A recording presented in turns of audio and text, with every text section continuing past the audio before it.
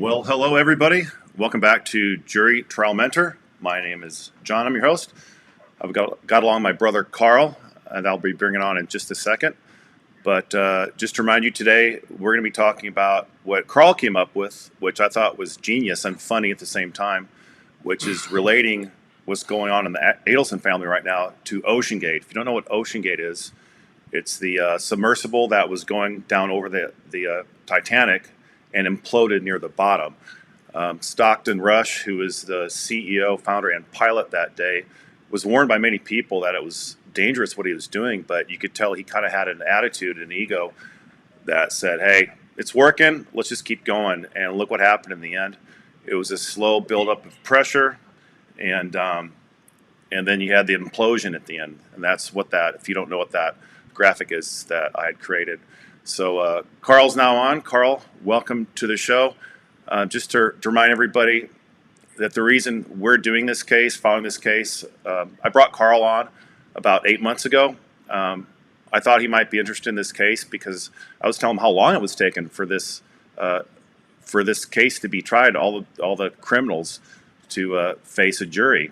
And he just shook his head and said, what? It's been that long. So that's why, Carl, you're here. Welcome back to the show. It's all about justice for Dan, right, Carl? We're here because we want to see justice served in this case. It's been a long time coming.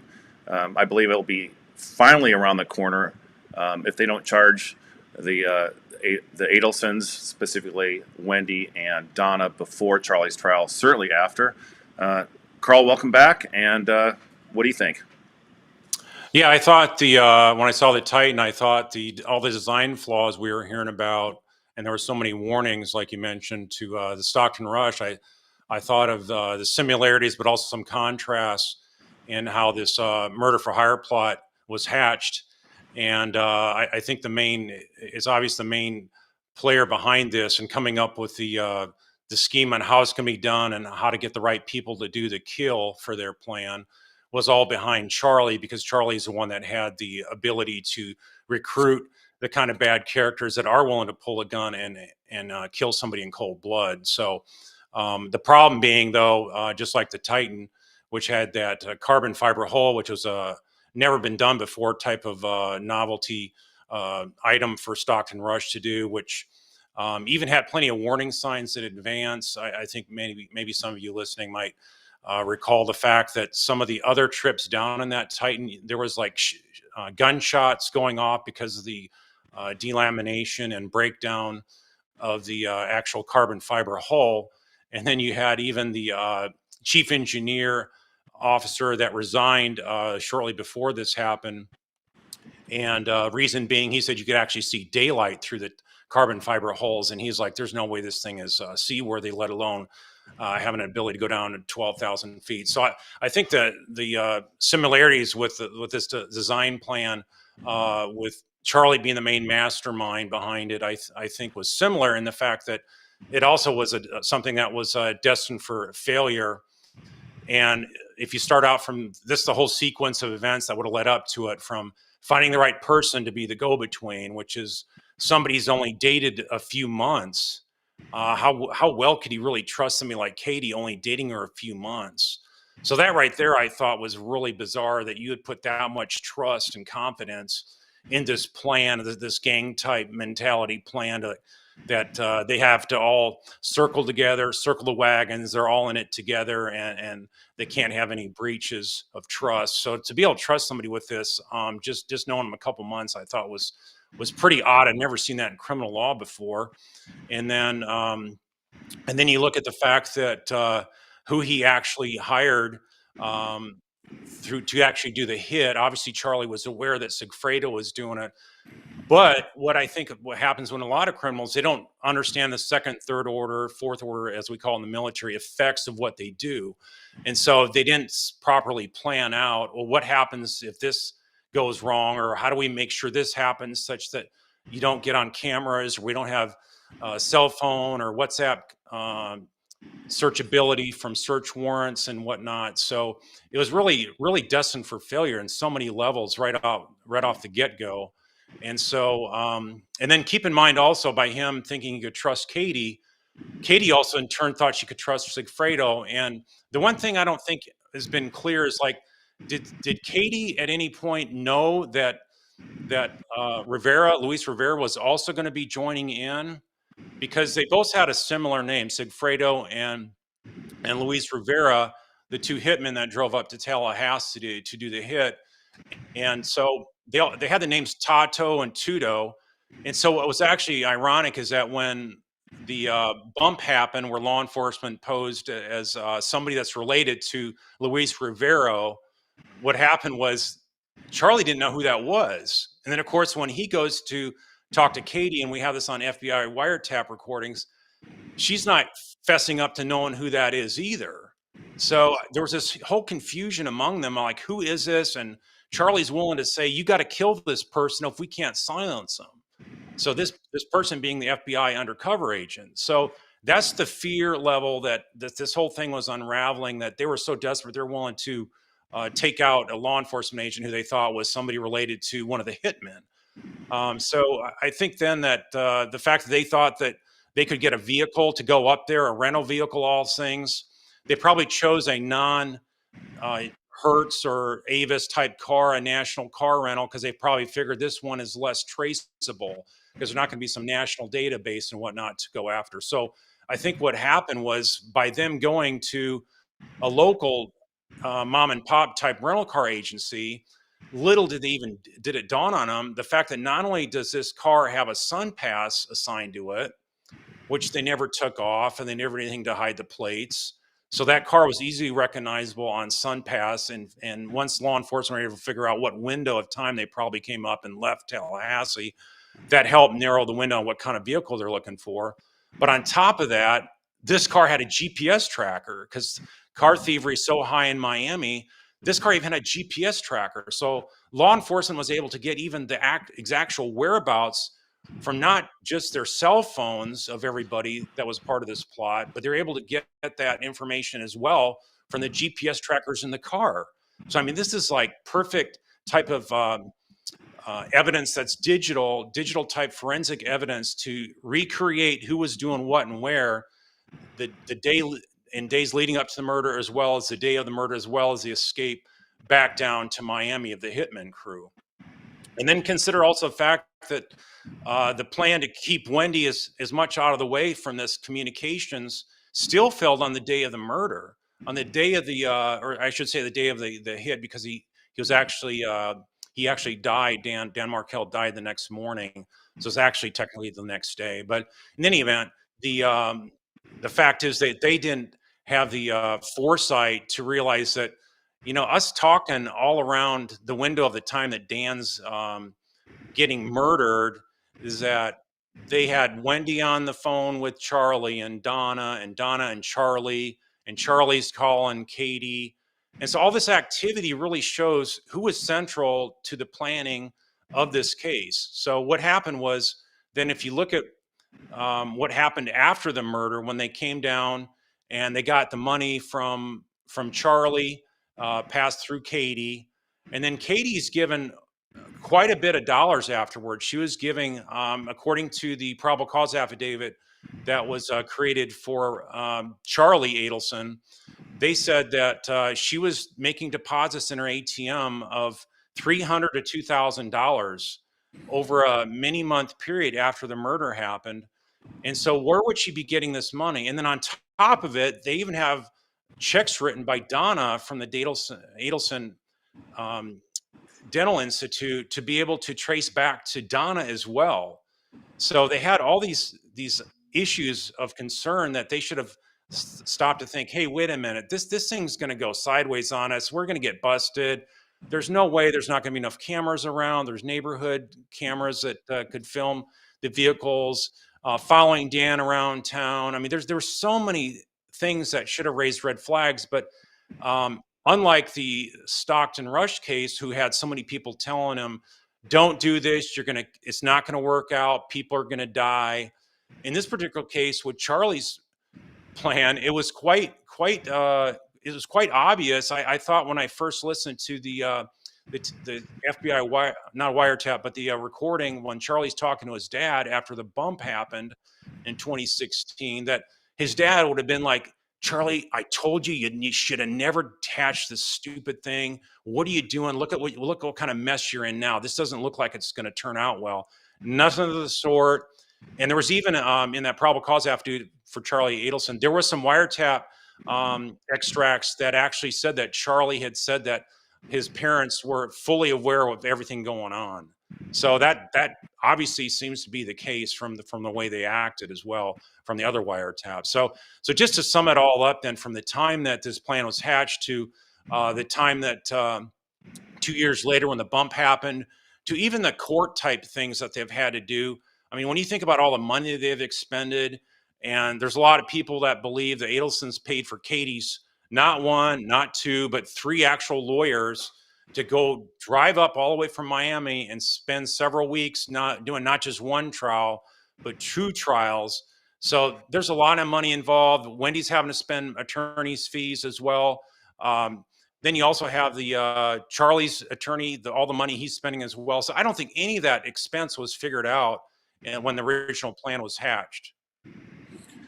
Yeah, and to add to that, there's no doubt that from the time of the murder until the time of the first hitman's arrest, I think it was a little bit less than 2 years later, is that he thought he got away with it. I think the whole family thought that, man, we got away with it. I mean, look at, he was so relaxed. That's why he got snagged up in those wiretaps and got caught doing one of the most stupid things you can do is talking about a murder or referencing it on a phone line and not going through an encrypted app like WhatsApp or Telegram.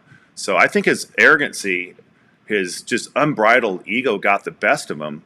And I think that because he's dentist Charlie, everyone deferred to him, from Katie. And then Katie, of course, is, driving the ship there with the two hitmen. And then I also I think that Charlie and Donna were pretty much co-conspirators in the sense that they were the masterminds of this. What do you think? Well, I think if you look at how involved the family is surrounding everything involving Wendy, I mean, if you look at court records, they even show that Wendy had a joint account with her mom, and I think another one as well with her mom and her dad. So I just thought it was very odd to see somebody in their mid-30s as a lawyer having a joint bank account with your parents. I mean, it just seemed really, really odd. So, but I think the enmeshment there and the amount of involvement of the parents and the amount of Donna involvement on trying to fight this custody battle that was a dead ring loser, and they had no chance. And then Wendy was facing punishment and possible loss of job and threats on her license and things of that nature. I mean, I think that any hesitation she had leading up to that point was like, I cannot face a cross-examination on a deposition coming up in August. And she also has that court hearing that they scheduled continuance on to assess whether she should be held in contempt. So, and keep in mind, contempt can also render you in jail. If a judge finds that you were blatant and willfully in contempt, judges can issue jail time as well. Now, normally it's not done that in that kind of setting. But like I say, the fact that Dan had so much clout at the school and she was pretty much just more like a temp hire, if you will, being a adjunct professor there. And Dan was a rising star, fast track, traveling all around the United States, making a great name for himself. So that's why I think the urgency happened. And what happens with criminals when they get urgent, they get desperate, and they make a lot of mistakes. Switching gears real quick, Carl, let's talk about Charlie. I mean, we're inching close to the trial now. What are your thoughts on the odds of him cutting a deal? My opinion is I think Dan Rashbaum is a competent attorney. Seems like a really nice man. What do you think is going on? I mean, we can't know exactly, but what do you think is going on right now? Do you think he's leveling with Charlie, including to tell him what he faces in the state prison system, including the Aryan Nation and all those other thugs that will want to mess with them? Do you think he's gotten that level of detail on what Charlie faces if they lose, or can he not talk about that to an egocentric maniac like Charlie? Well, I think the issue that you see in any criminal case around the United States is you see a difference in the ways a case is handled based on whether the person is court appointed, or whether they're a public defender, or also whether they're privately retained. And as somebody that's privately retained and also has a lot of money at their disposal, like the Adelsons would have for Charlie, then I think what you normally see is the case tends to drag out because, let's say the attorney fee is $1 million, whether it's $200,000 down and the rest $100,000 a month until trial, or let's just say it's a flat fee all up front. I just see the fact that the attorney is in the money making business, and so what happens is they need to generate their business profits and income, and so they're what I see is they tend to have a conversation on, hey, do you think about pleading guilty, much later in the time from being indicted to the time of actual trial. So it's going to happens closer to trial than. Also, if you look at in comparison, the way Luis Rivera was handled, he had not a public defender, but a court-appointed counsel. And so he wound up, getting Luis Rivera to flip right away. And this is like a hardened criminal gangster, Latin King leader down there in the Miami area. So for him to get him to flip that fast was pretty remarkable. And I think the flip side of that, if he would have had, a $500,000 retainer or $1 million retainer, you just don't see that kind of quick turn and flipping of a co-defendant like that on the other co-defendant, co-conspirators. So I don't know, obviously, what if they've had any conversations about that. But I just think that from what I've seen, attorneys don't really get into that kind of stuff if they had a lot of money on the line, because what can happen is, regardless of what fee structure you have set up, whether it's a flat fee or a retainer with a steep monthly amount and an hourly rate at that, let's just say he charges them $600, $700 an hour. If the guy's going to start talking, hey, I think you should plead guilty because the evidence is overwhelming against you, then what happens is, then the defendant feels like, hey, wait a minute, you took $1 million from me, and now you're telling me I need to plead guilty? It's like, where were you, like, not telling me this a month ago or whatever? Now, granted, the attorney's going to take the time to try to dig up all the facts and the evidence, both in the government's file, but also outside, building their own case theory. So a lot of that can come into play as well, and the fact that you don't want to go in too early, because otherwise somebody like Charlie is not going to have trust in the client. And I've experienced that as well. When you have higher ranking clients, you got to really take some time to build some trust in them, because they want to be able to call the shots. And when you stop, think about it, most people, when they have that kind of money and they put that down for an attorney, they expect the attorney to win. So if the attorney starts talking about, hey, I think you should plead, hey, you got a really bad case of facts here against you, and the government's going to be able to pretty much nail you to the wall. I mean, when you have those kind of critical conversations in a tactful way with your client, that's something that's not always easy to conquer. And I think also discussions like what kind of you might want to consider what kind of threats you would face in prison if you don't cut a deal, because you're going to be spending a lot more time around those kind of threats. And Charlie being Jewish with the Aryan Nation, I mean, I would do that, but I think most attorneys probably don't get down into the road of, hey, here's something you might want to do if you, if it doesn't turn out well at your contested trial, or here's another reason you might want to consider rolling over on folks. I think the other complicating factor is that you have family members involved, and so Donna and Harvey and Wendy have to be in his crosshairs, and they really want to get the most information on Wendy. I believe the prosecution team would. So having a rollover on your sister, I think, is something that I think Charlie would be more inclined to do it, but obviously his mom would freak out about that. So anyway, I think there's a whole lot of dynamics at play. I've maintained all along that I don't think Charlie will flip. I think he's going to try to roll the dice and try to just walk out of there and not face prison at all. But I think that, as we've said earlier on Survivor and on our own videos as well, that, I mean, the evidence is so overwhelming. As a longtime criminal defense attorney with a lot of violence type cases in my background, and knowing what it takes to win those, I think that the Dolce Vita and the money trail, the digital trail as well, all that spells doom. And so whether he's going to have that reality in time before he has a chance to plead before the jury verdict comes back remains to be seen. But I'm very skeptical that he'll see the light on that. I think once he gets convicted, though, I think that at that point he'll go, wait a minute, how come I'm the only one here? Wendy should be here. Why isn't Mom helping me out and saying, you know what, I'm going to help defend Charlie and say, hey, yeah, let's all cut a deal because we're all involved in this. So I think he's going to have more of a dose of reality and clear thinking once the sentence comes out. Yeah. So, Carl, as a defense attorney, how do you talk sense to a client who's paying you over $1 million? Seems like it's a conflict for you. Do you do the right thing and tell them the truth and cut off your paycheck at the knees, or how do you navigate that Well, scenario? well, I mean, the fact the case is over a year old, I mean, he's probably earned the vast majority of that, so that wouldn't be an issue. But you'd have in a case like this, I envision that the defendant's going to feel like, wait a minute, you've been sandbagging me. When did you first know this? What's going on? And you're just getting skittish now. And why didn't you tell me you're afraid to go to trial? A lot of times it's clients expect you to win, and as soon as you tell them anything about, hey, you might want to consider a plea bargain on this thing, and here's why, they don't want to hear that. So you gotta develop a good rapport.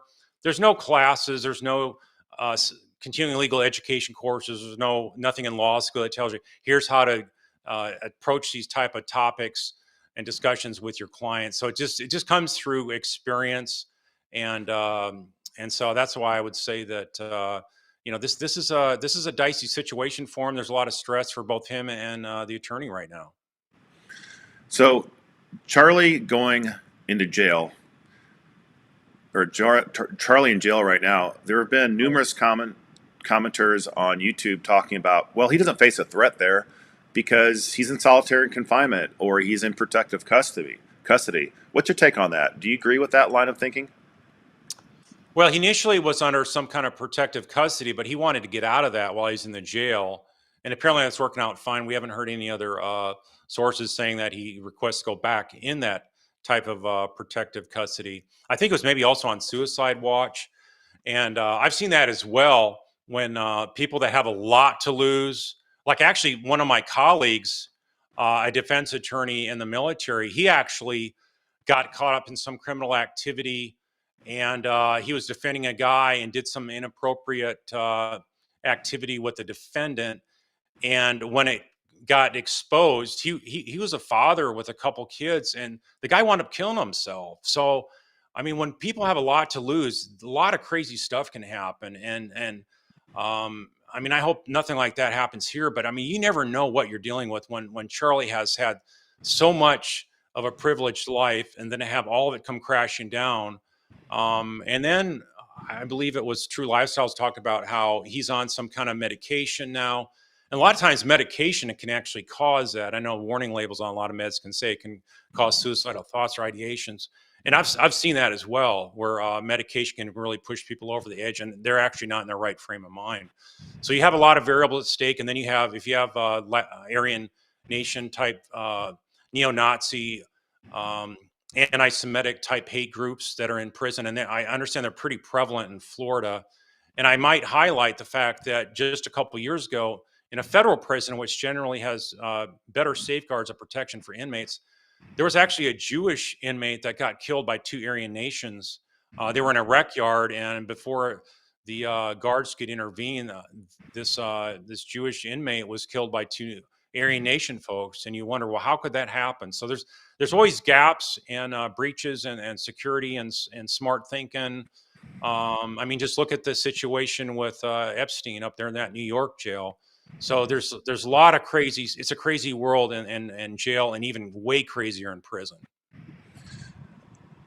Real quick, Roxanne asks, I wonder if any of his family have visited him in jail. I wonder if I think she's talking about True Lifestyles, but no. I think Carl, correct me if I'm wrong, but since COVID-19 lockdowns happened, they haven't allowed visitors at all to the jail. Is that your understanding too? I know that happened for a while. I've not heard whether they've opened that back up for visitors. I think they probably have. And since, but since, for example, Donna's not charged and Harvey, they would be able to go visit him. Although, again, they're going to be recording and whatnot, so it's very limited interaction. So don't know for sure, but I imagine they've opened that back up. But Leon is so overcrowded that I think visitation would be very very hard to come by, and you probably got a lot shorter window to see them. So having to make that long trek up 7.5 hours and whatnot, depending on what the traffic is from Miami area, that it's going to be a grueling trip for them to see Charlie if they do get to see him. You've covered a lot of cases in your career, over 30 years. You've been before a lot of judges. What's your opinion on Judge Wheeler? I like Judge Wheeler from what I've seen of him. I think he has a really good judicial presence about him. I think his temperament is very good. I think he's very much a by the book kind of judge. I face some judges that are pro government all the way, and they tend to rule always against the defense, even when it's should be constitutionally required, and a great risk of reversible error. So I look at him as a guy that's a straight shooter, a guy that's going to call strikes and balls as he should. And so I don't see him being an influence either way to try to help one side versus the other. And so I think that'll help make for a good, successful case for the government that sticks on appeal. So let's switch now to Willie Meggs. We've talked about Willie Meggs in the past. Carl, why do you think that Willie Meggs did not prioritize this investigation? Well, I think there was a lot to do with the political connections that Adelson's had to a state senator, as has been reported. I mean, that's to me the most critical piece. There's also some godfather of Wendy that's supposedly tied in with some judge somewhere, and so who knows if those are true. But that's what folks are commenting on YouTube about. So, regardless, we do know the fact that Willie Meggs made some comment about that he basically was against the Tallahassee Police Department trying to arrest more of the Adelsons, and so that was a really bizarre thing for him to do, and so that's why it makes me believe, from my experience, that there's something going on behind the scenes there.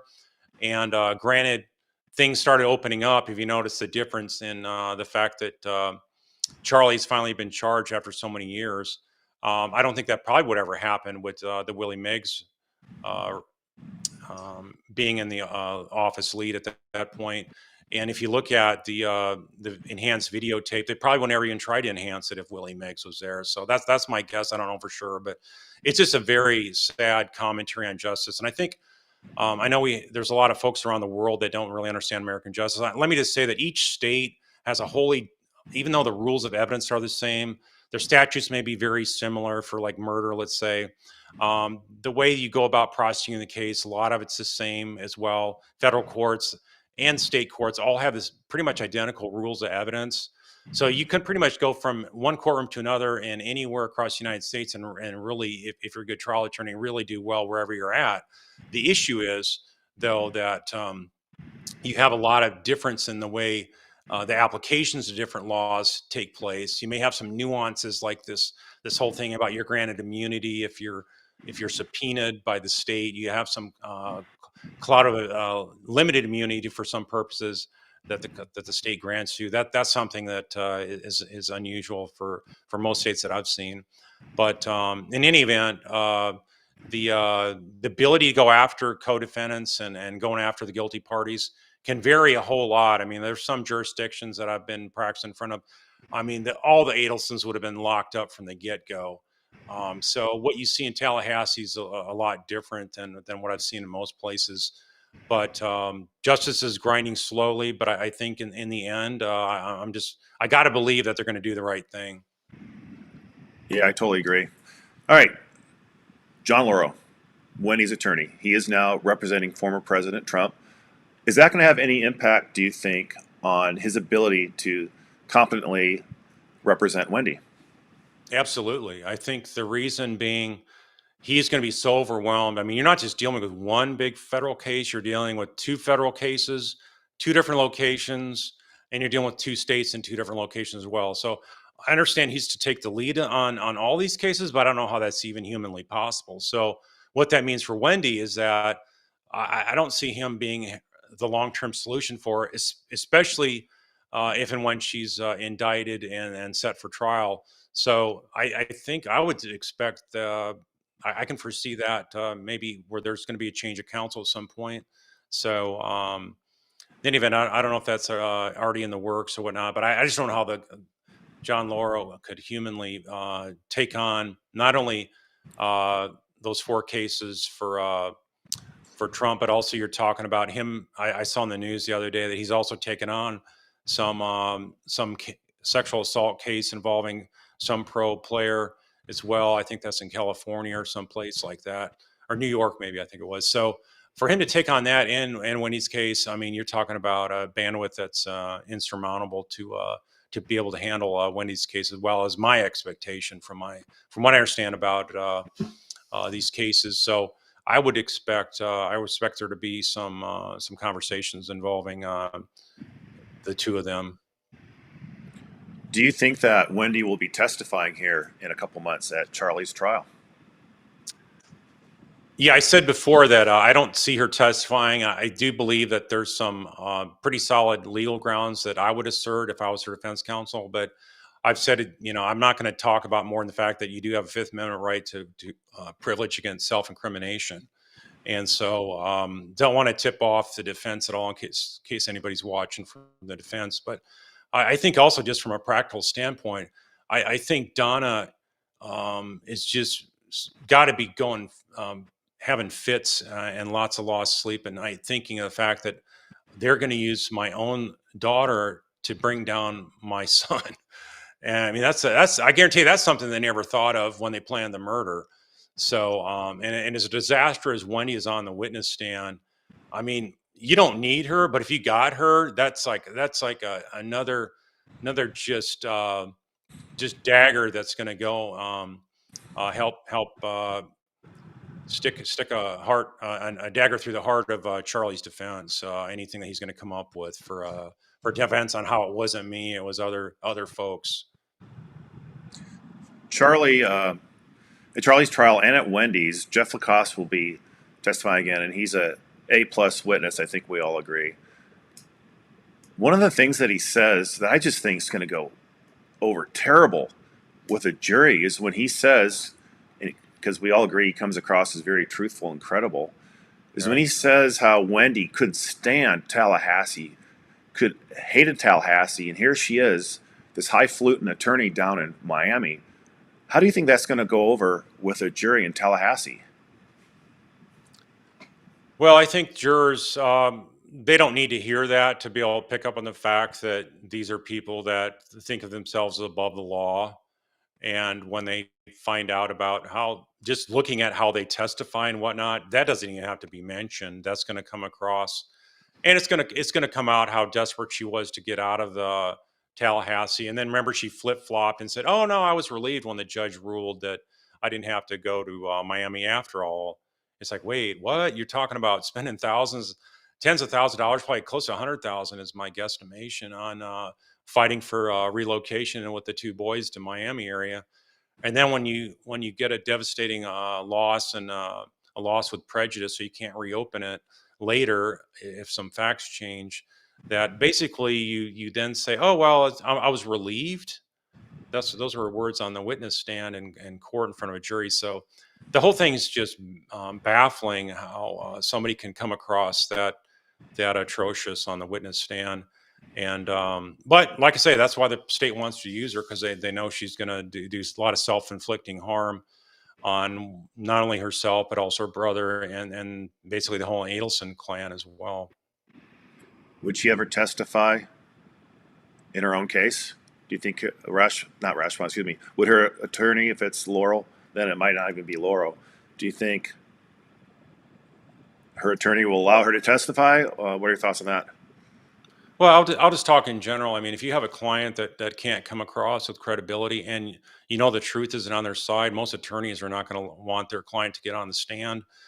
And because here's the thing, even if you prep somebody, if all the prepping is basically formulated on lies and deception and deflection, then what good does it do you? So you really can't prepare something that well when you got such bad testimony. And the thing is, she's already locked into her other 2 statements in court before KD1 and KD2 trials, as well as the 5 hours she was there at the police station being interviewed by Detective Isom. And I might add, she was interviewed I know a lot of people on YouTube call it a interrogation. That's not an interrogation, and the difference being an interrogation is when the law enforcement is actually um, trying to get you to confess to the crime, and they're bringing up your inconsistencies, your lies. Maybe they got you on videotape, maybe they got your fingerprints at the crime scene or DNA at the crime scene. That's what an interrogation is, where the police know what happened and they're trying to get the accused to confess, and that way it makes it easier to hopefully get a guilty plea out of it. But Wendy was never interrogated, so she was just interviewed. And if you look at it, I would submit that I think it was like around 40 seconds or 40 minutes or so. Detective Isom already stuck a fork in it. He was done. He goes, all right, she's not involved. And then what do you have? Her friend coming in there later, and the victim witness coordinator. I mean, you never see that if somebody's really treated as a true suspect. So the plan, that part of the plan worked initially, and that's why I think, like you're saying, for the first 2 years they thought they were probably like laughing it up, thinking what a great time we had. Charlie, you're the mastermind. What a great idea.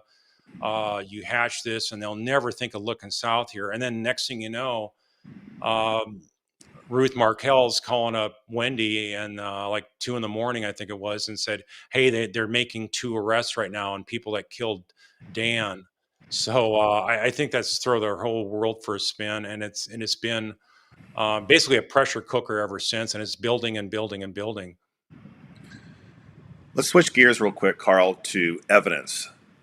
There's a lot of talk about direct versus indirect. A lot of people say there's no direct evidence, against Wendy. I've heard very few people say that about Charlie. With your experience both on the offense and the defense side, prosecution and defense attorney, can you talk to our viewers a little bit about how does it play out in the courtroom? Having indirect, like lots of indirect versus direct. Just generally speaking, what can you teach us about that, Carl? Well, to me, I don't really get hung up on when I'm investigating a case, either as a prosecutor or defense counsel, whether it's direct or circumstantial, because there can be a lot of blurred lines between the two.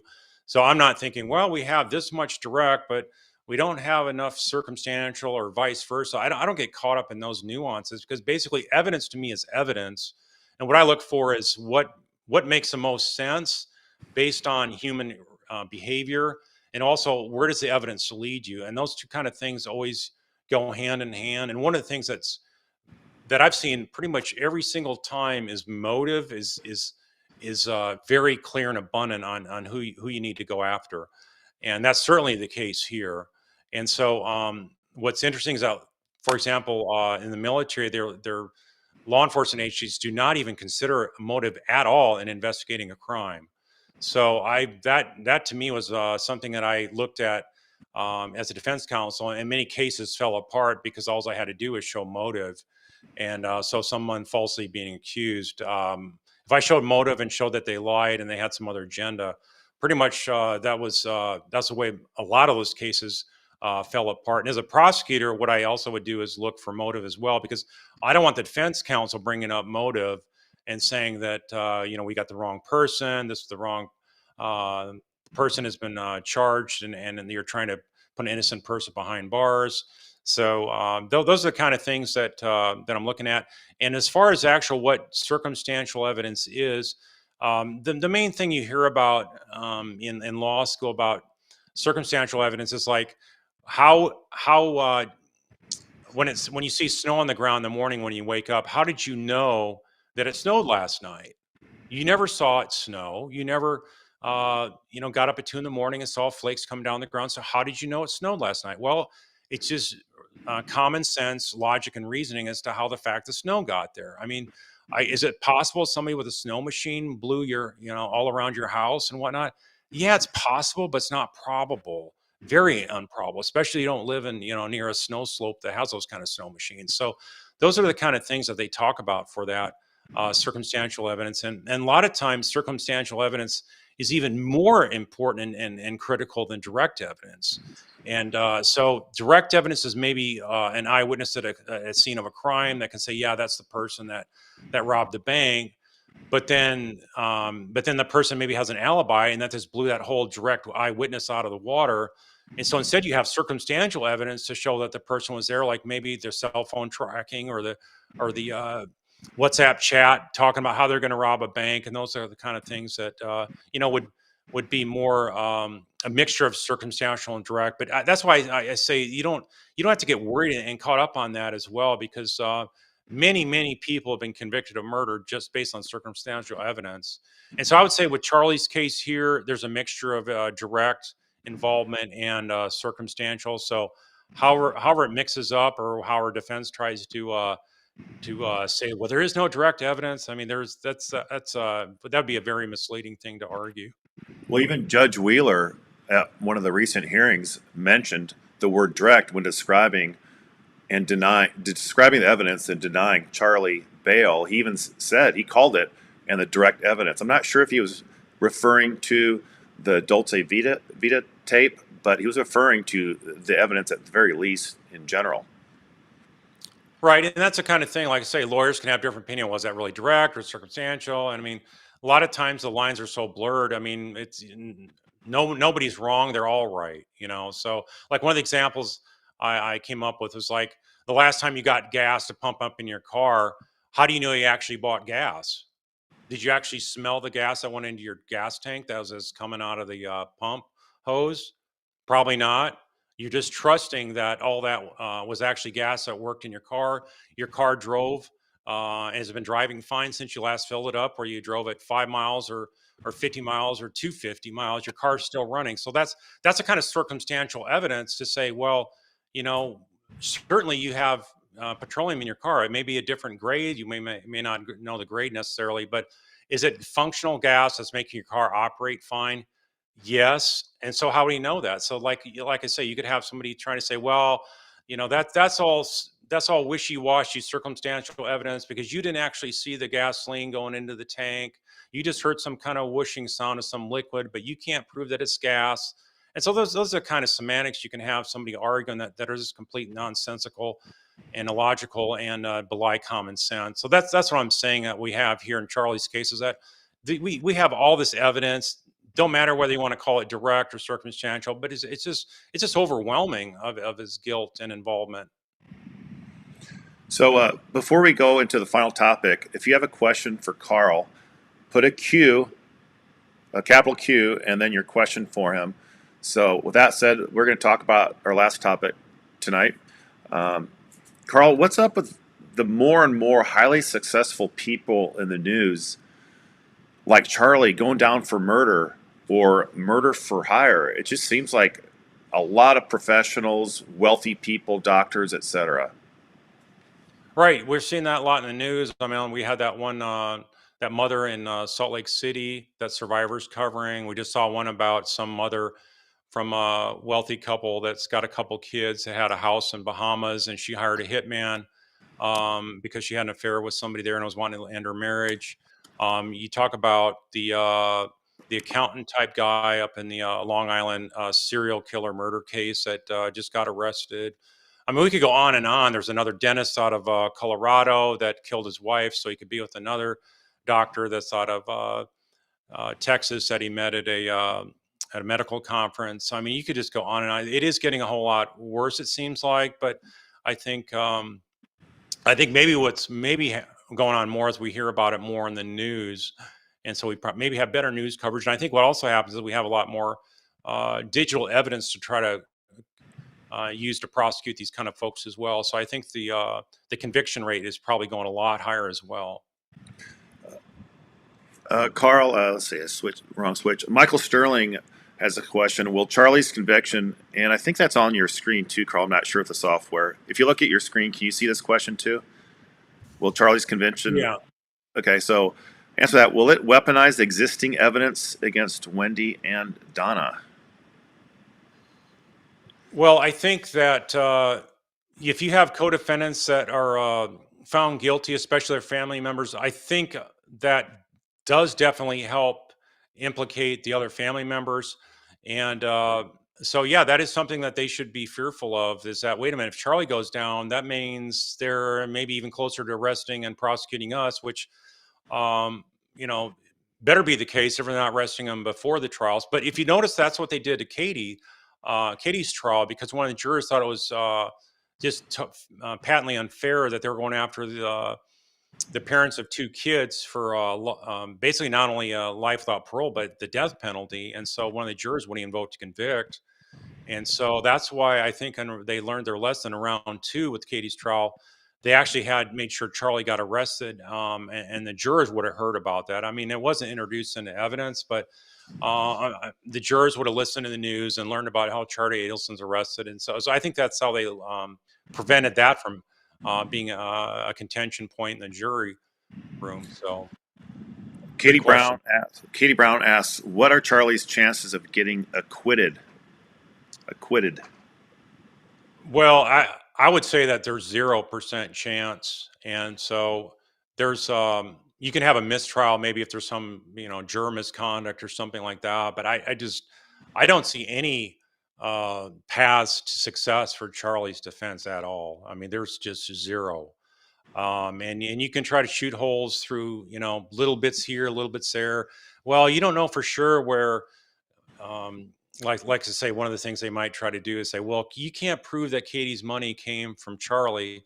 Well, but even if Katie doesn't testify to that, it's going to come out in trial that she had all this cash at her disposal that she never had before the trial, before the murder happened. So you just gotta focus on the behavior pre-murder and post-murder of Katie and the other co-conspirators, including Charlie's, and you're gonna have a solid case that way. And then the Dolce Vita tape, which we've talked about a couple different times now on YouTube segments, is that I mean that's the thing right there. When Charlie is sounding like a cornered rat, he's so afraid of the fact that who is this person putting a bump on mom, and then he's so nervous that he actually tries to talk in code with his mom, but he completely deviates from that and actually starts openly talking about things, and his mom's trying to tell him to knock it off, but he does anyway, and she can't control him that way. So in any event, and then his conversation with Katie, and also the one with his dad Harvey, the conversation with Katie in particular, where he talked about fleeing the country if as soon as they know they have evidence to go after them, something to that effect. I can't remember the exact details, but then he also talked about they need to put a hit out on who this person is, that undercover agent. So I mean, that's just something that an innocent person doesn't do, and to me, that's the icing on the cake. And so I look at both Georgia and Sarah Dugan being the prosecutors this one, and I think Sarah's going to probably take more of a lead on this one because she did really well, and I think she's earned it, and she goes into details very well. And so I think the details, the devil's in the details. In fact, I've said this before, that every case I've won is come down to the details. I have better grasp of the details of the case than my opponent, so it doesn't matter whether I'm a prosecutor, defense counsel. There's a lot of trial attorneys that just don't do their homework properly, and they wind up losing as a result. So, and I'm talking about even cases I should have lost. Many cases I should have lost. It comes down to preparation. And so if you don't know the facts, you don't know the law, and you don't know either one of those very well, the case you're just trying to go, fly by the seat of your pants and go off your so-called experience. This spells a lot of times doom for your client. So obviously, we don't have a lack of preparation. I don't see as being an issue for Charlie's attorney, but like I say, the facts are so overwhelming. It doesn't matter. You cannot, as a defense attorney, just completely unravel truth and just make it into something that's some concoction of untruths and lies and things that don't make any sense. So that's why I think there's 0% chance of the prosecution losing on this case. Yeah, I agree. I mean, the question wasn't hung jury, sure, but then they just go right back at it like they did with Katie. But to have him acquitted, I agree with you. It's like 0.0% chance. Debbie Martin asks, are the courts sensitive to older people like Don and Harvey? What does you think about Harvey's involvement, if any?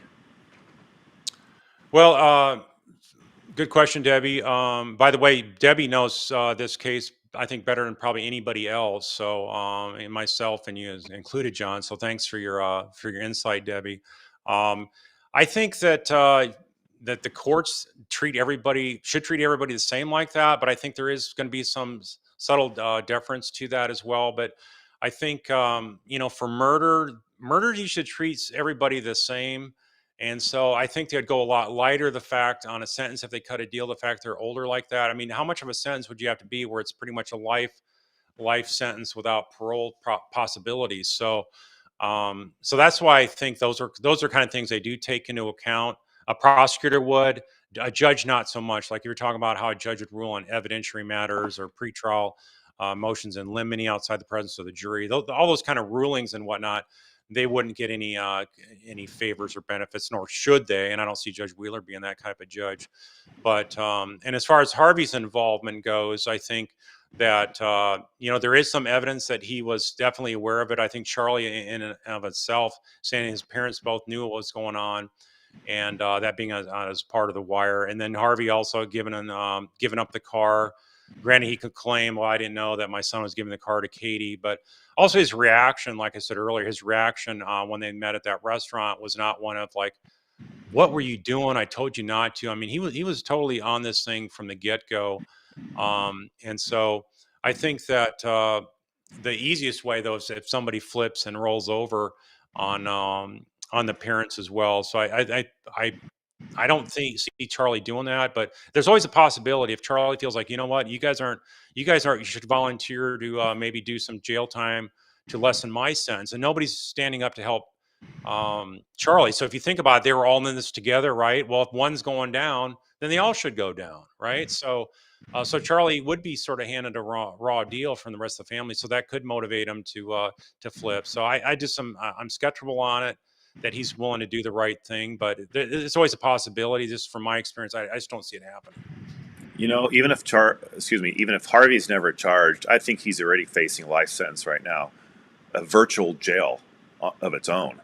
I mean, he had a chance to speak up. Yeah, he had a chance to speak up and say, "Son, under no circumstances are you going to kill my only grandchildren's father. I don't care how much you hate him. I don't care how long Wendy has to stay in Tallahassee. This is something that she set up and created on her own, and we're not there to bail her out. And we're certainly not going to resort to murder, which could put those boys in a tremendous, tremendous hardship and psychological damage the rest of their lives." Yeah, I think Harvey was basically a big wimp around Donna, and Donna wore the pants, and he just went along, and it's costing him. Back to our original point, it's the AdelsonGate, it's the slow motion implosion. Although it's coming, I think in the next 6 months to a year, we're going to see some real action in this case. Maui Swift asks, is it in your opinion that Wendy will unlikely be charged due to the conservative approach in this case?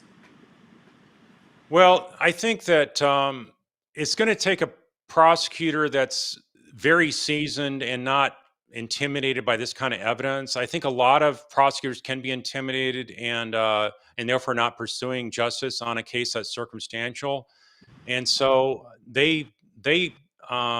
it's hard to say for sure what the I don't know anything about Jack Campbell, but obviously he's in the driver's seat over Georgia and Sarah on who gets charged and when. So they may, have their strong desires to have them already arrested. We don't know, but maybe Jackson would say, no, we're going to do one at a time, and we don't want to rush this thing.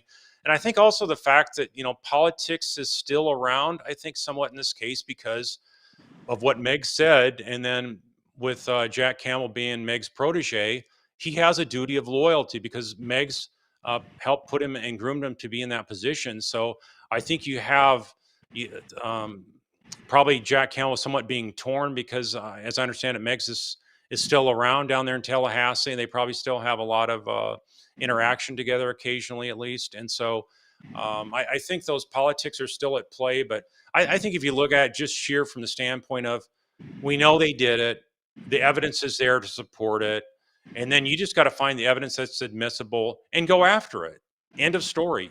You cannot have somebody that's indecisive. If I was in Jack Campbell's position, and if I knew a prosecutor was indecisive, didn't have the skill set to cross-examine folks well, didn't have the ability to put all this evidence together in a nice format and have it digestible to a jury, then I wouldn't have that person in the courtroom doing this kind of case, right? So This is not a case that's comes in a bow tie, all pretty packaged, and it's all there for you. But you got such great evidence with, especially Dan Lacoste, being able to really set sights on what Wendy was up to and her schemes and the way she's jerking him around and whatnot. And for him to have actually figured this whole thing out and told that to law enforcement, not only in his first interview on the 21st of July, but he also on his own came back in August and really, because it was really bugging him, he was really able to put the puzzles uh, together, really explaining this is what Wendy was up to with her family, and they still didn't even listen to him. So it's just really disappointing that you got somebody that great of a witness that could, as a forensic psychologist type of guy, that could basically put all the pieces together and laid out all the cards right there for you to make a great play and get these people arrested, and then all that for naught because Meg shot it down. So but great, whoever came up with the idea to do the FBI bump, that was a brilliant strategy. And I think that's at a minimum going to guarantee the convictions for Donna and Charlie. And I think I think you're going to see.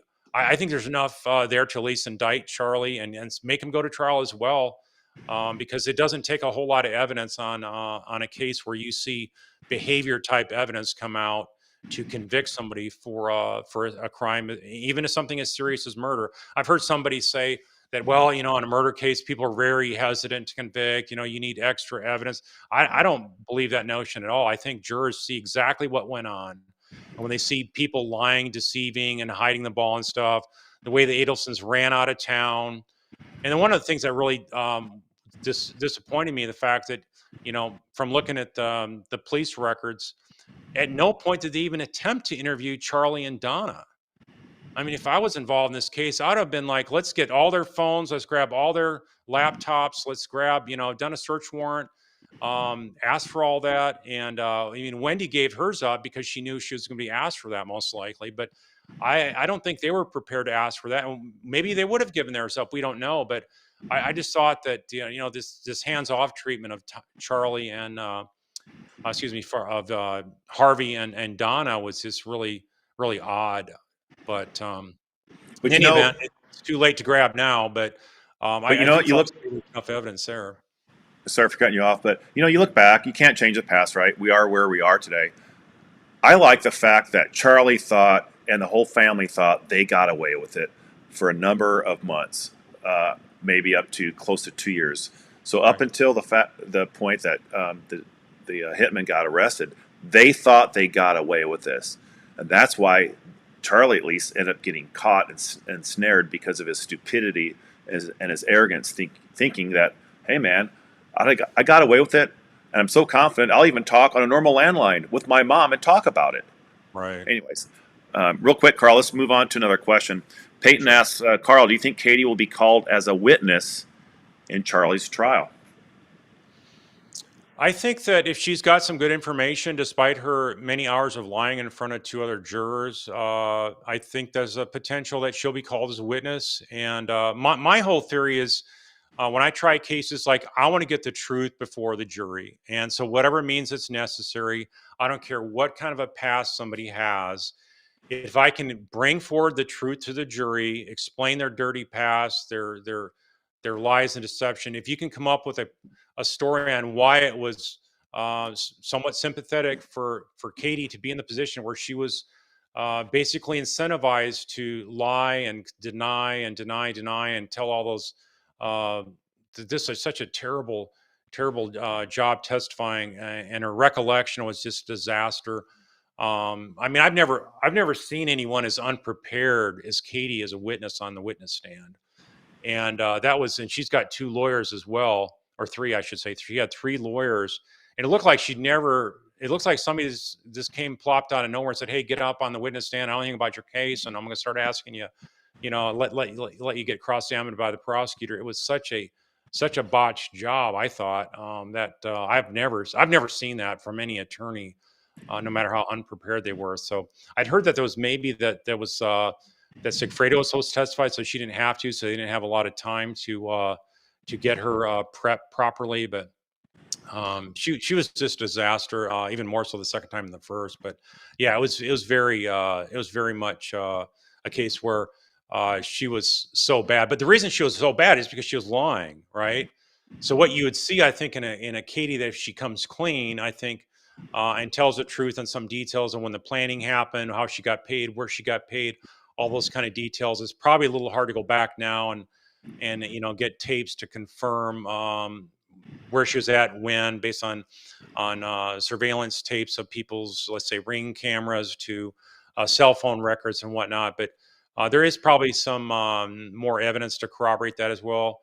And I guess there is some back there involving when she met with Charlie and whatnot to get the cash. I think there is some of that evidence as well. So just more of those kind of details. I know that John Singer and Tim Jansen said, "Oh, there's no way they'll put her on stand." But if I'm the prosecutor, and like I say, if the truth can come out and I can explain why they lied, and why she lied is pointing the finger at the Adelsons, I mean, I'd probably do that. Yeah, and So I'd look Carl, into the it. fact that they brought her back a second and a third time, of course they're going to use her. And there's a first mention of WhatsApp messages. Anybody that's on WhatsApp, you know that unless you are like Wendy, supposedly, and goes and deletes all her messages, you don't delete those. And it's just a big catalog of all the messages you sent, the audio messages, the photos, the videos.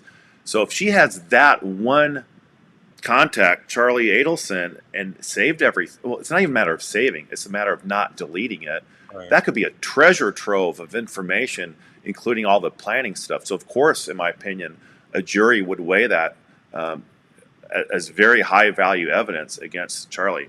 Right. So, I mean, but a lot of times also, prosecution strategy comes into play, and I go for the umpteenth detail to prove my case, no matter which side I'm on. And one of the things I thought the prosecution should have done is like, you subpoenaed Wendy. Why don't you get all the Adelsons up there? Why didn't you subpoena Charlie? Why didn't you subpoena Donna?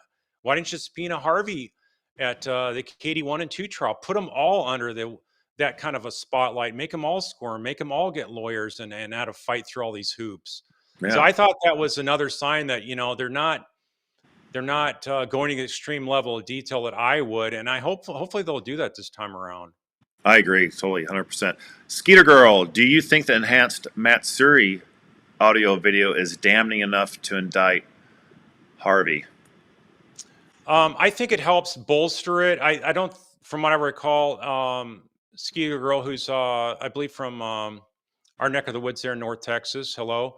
I believe that the more damning evidence is what Charlie has said about all the parents not knowing about it. I think the fact that they were willing to come up with the money, him and Donna come up with their share of the $1 million to offer Dan sort of a bribe to move down to from Tallahassee down to Miami area. So, and then the car in question as well. And just what I would do to get him is to show that all this family acted in concert. So you don't have as many rock solid big daggers against Harvey. But like I say, the fact is that he didn't seem shocked or surprised, and he sort of like was trying to help him figure out, hey, what was really going on. I mean, there's no reason why I would not see, if I was a prosecutor, why I wouldn't take him to court as well as a part of this as well. And I would charge them all at the same time. Well, Carl, if you're a prosecutor and you think they did it, don't you have at very least a moral obligation to go against people, I especially ones, if you're labeling them co-conspirators, you have a moral obligation, do you not, to go after them? I think so. For me personally, I think a lot of prosecutors maybe don't. They only look at, well, can I really win the case? But then you also have attorneys that say that are prosecutors say, well, you never know what a jury will do when they lose a case. So I'm like, well, then why don't you take every case that the person's guilty to trial and try to get a conviction? So, I mean, I've won cases, like I say, that I had no chance I thought of winning, just through, like I say, my out preparing my opponents and them coming to court flat-footed. So, and so that's why I would say that they need to have their A game on, and they better bring it on all fronts to show that all the level of details the Adelsons were involved, and also show a lot of the financial transactions. Like I would go into, how much money was being paid out of maybe Harvey's account to go into to Wendy's account to fight for the litigation. All those kind of little details shows how much enmeshment and commonality in the planning of the murder was. Yeah, I think Georgia Kappelman's going to crush it at trial because she knows the details of the case so well. She's been on this case, it seems like forever. She knows he's guilty. She doesn't have to refer to notebooks and all that. She can just, and she's got such a nice, as someone who's been on 3 criminal trial juries as a juror, we like nice people, people that we trust. And she's, I think, the perfect person to have as far as a nice, trustworthy, competent. She's not, showboating around with an ego or anything like that. She's the opposite of that. She's just cool, calm, collect, and I think she's going to wipe the floor with Charlie's ego at trial. Well, I do believe, and I mentor other attorneys to say that you have to have credibility in court. If you're thinking you can go on there and start winging it and making up stuff or putting a spin on facts that didn't happen in the case, and that happens all the time. I'm telling you, every single case I've ever been a part of, the other side has put some kind of spin on something, and I call them out on it, and then they can't answer it in their closing argument.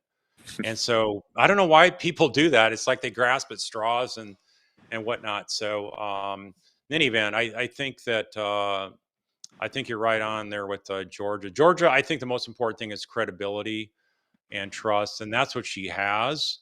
And so that's something that alone can be a huge difference maker. Because I believe that jurors always look at both attorneys and they figure they both know the truth. Which one can we trust to have the truth on their side? So that's obviously going to be Georgia and Sarah. So I think the case needs to go forward, and let's get that conviction. Yeah, I can't wait to see Georgia and the Pitbull, Sarah Dugan, at work. Fancy fiction. Why do you think Sigfredo Garcia has stayed silent? What's his motivation? That's a great question. Yeah. Hey, Fancy. Great work on your following of this case for so many years. We certainly enjoy seeing what you have to not only say about it, but also for your little what do you call it, memes or whatnot, your drawings that you're so creative on. But to answer your question, I think that is just such a mind-boggling, baffling thing. That's another weird twist about this case is Sigfredo, and granted, he was the trigger man, but um, whether he's trigger man or not, I mean, you could say that he's just as guilty as Luis Rivera. Those two are pretty much interchangeable in terms of level of guilt. So why he would not flip, or why he couldn't get why his attorney couldn't get him to flip? If you notice, I'm sure Fancy has seen the some of the letters that got released. Maybe Fancy was one that posted them. I can't remember who posted them, but on YouTube, I saw letters that were posted from his attorney saying, you had a chance to roll over on that crime family down in Miami, and you missed out on it. So I told you this would happen, kind of thing. That's what I remember. Just the gist of it. And so that was like a really strongly worded letter from the attorney named Sam. I forget his last name, but he unfortunately has passed since then. But it'd be interesting to talk to him and find out his thoughts on why was it that Sigfredo would not roll over. So because he's not testified yet, there's potential he could still be offered that. But I think he's of minimal value at this point in the game because he's already been convicted. They probably don't want to have a chance for his sentence to get lessened. And so I don't see him being used in any of these upcoming trials because I don't think he had any involvement with the Adelsons. So the Adelsons are the ones they're going after. So that's why I think he's of such low value for the prosecution. Dina Meitner asks, because Wendy clearly lied multiple times on the stand, aren't there ways around Wendy's immunity? And can't some of what she said be used against her? And what are the ways around her immunity? Well, you don't have immunity to lie in any state. And so in the situation where you have a witness that's lying about not just one little thing or something that's maybe their memory's off, there was Dina's is totally spot on in saying that there was so many lies involved in her testimony that it's just like, what? You really think you can fool a jury like that? And George would ask a follow up question like, aren't you sure? Are you sure it was that and not this, or words to that effect? and Wendy would not budge, and the defense counsel really didn't go after that with that much zeal that I thought they would have. And so I think that there's always perjury as an option. I've said that before, and then I've heard on another channel, I heard a prosecutor say, "Well, when you're going after murder, who cares about perjury?" It's like, I agree with that point, but that wasn't the point I made, that perjury should be pursued in cases like this. The reason perjury should be pursued in cases like this is because you want to bring out, that's the only way to get in those kind of statements that she made when she testified, right? So if you don't charge perjury, everything she said in court is not going to be used in any upcoming trials. The only way you get that before the upcoming juries is to say that you're going to charge her with perjury. So who cares about whether you get a conviction or not? The purpose of it is to get that evidence before the jury to show what a terrible liar she was. And what I always say to jurors is like, one of the main ways whose side stands for the truth and not is who's lying all the time, and who lies if you don't have any motive to lie. And what is your motive to lie? Well, here the motive to lie is because you're trying to cover up your guilt. And so that's something that really resonates with juries, is that you don't lie unless you're trying to cover something up that you're guilty of. So we all know what the guilty act is in this case. So that's why I think it would be very smart for prosecutors to bring that forward. Plus, I understand in Florida has some different statute of limitations if it's like a capital murder case versus a life sentence kind of case. So there's many years where they could still bring that forward, but evidence does not get better over time usually, unless it's maybe some kind of digital forensic type evidence that can be obtained. So I would just say that I think the sooner they charge these folks, the better. Stuart Wiley asks a good question. Could Charlie enter a plea at any time? He would want to enter something like in Charlie's situation in my jurisdiction. You don't want to ever go a naked plea where you got a life without parole. You always want some kind of benefit of the bargain. The only way you got a benefit of the bargain is if you got leverage. What's the leverage? Flip on Wendy, flip on Donna, flip on Harvey. That's the only way he's going to get his sentence reduced. So does that make sense that they should all, go down in this together? Absolutely. Would Charlie be smart if he did it? Absolutely. A situation like that would, certainly minimize his time. I would say that to get their desire to get Wendy, and especially Wendy and Donna, would be enough that, maybe Charlie could get it like a 20, 25 to life kind of sentence. And then he has a chance of actually seeing the light of day before he dies. But as it stands now, if he doesn't roll over and cut a deal, people in Charlie's situation regret it and then try to fight it on appeal. Like Sigfredo Garcia's example, he wouldn't cooperate. And then look the hot mess he's in now, and pretty much he's worthless. So now, granted, Charlie has some benefit to testify after the trial, but when you sort of like roll the dice, and even if he doesn't testify and lie like Katie did, I mean, your credibility value is very much diminished if you're doing it post trial. And also, the prosecution office doesn't want to make a habit of that, because the more they do that, of allowing a defendant to get up there and lie or fight their case, and then, oh, by the way, now that I'm guilty, let me come clean, and oh yeah, let me tell you about all these other people that were in on the murder with me.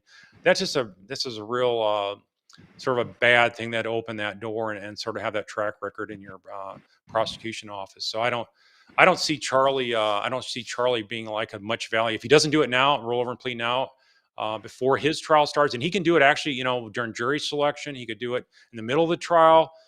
Maybe the prosecution is willing to do it then. But if he's willing to plea and roll over on these other people, maybe they take a recess for a day or two and get them in there and get them recorded with law enforcement and see what he has to say about the rest of the Adelsons. So that's something that the rest of the Adelsons better be. I would imagine they should be fearful. And what kind of loyalty can we trust Charlie with? After all, like I say, they're not being loyal to him right now. So why wouldn't he flip on them? Peyton James asks, is Carl a defense lawyer or prosecutor? Heck, does anyone know? Who the hell are you, Carl? Well, I've done defense work, and prosecution work. I've flipped both sides many times within the military. And like I said earlier, we have the same rules of evidence, almost identical. In fact, we model the federal rules, and all the states pretty much model the federal rules as well.